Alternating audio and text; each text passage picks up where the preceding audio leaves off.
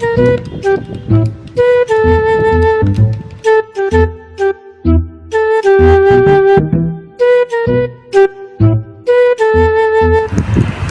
বেটা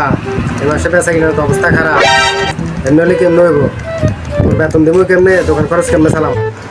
দোকানদার কি ঠিক মতো করতেছস নাকি দেশে যাইতেছ দোকানদার তো কয়েকদিন ধরে ভালো লাগছে না আমার থেকে এমনি হলে কেমন হইব বল কি দোকানদারি করবো আপনি যে বেতন দেন এই বেতন আমার ফ্যামিলিকে খরচ উঠে না তোর কি বেতন কম দিই নাকি মাসে 12,000 টাকা গনে গনে টাকা লই যাস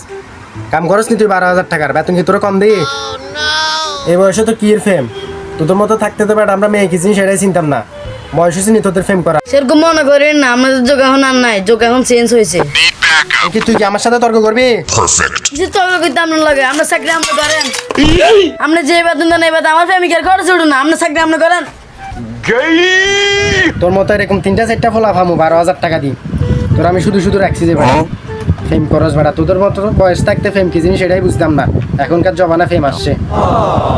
আমার এই মাসের বেতন বুঝাই দেন আমি চলে যাই যা মাস শেষ আইলই যা এখনকার জমানাই খারাপ এই ফ্রেম জিনিসটাই শেষ করছে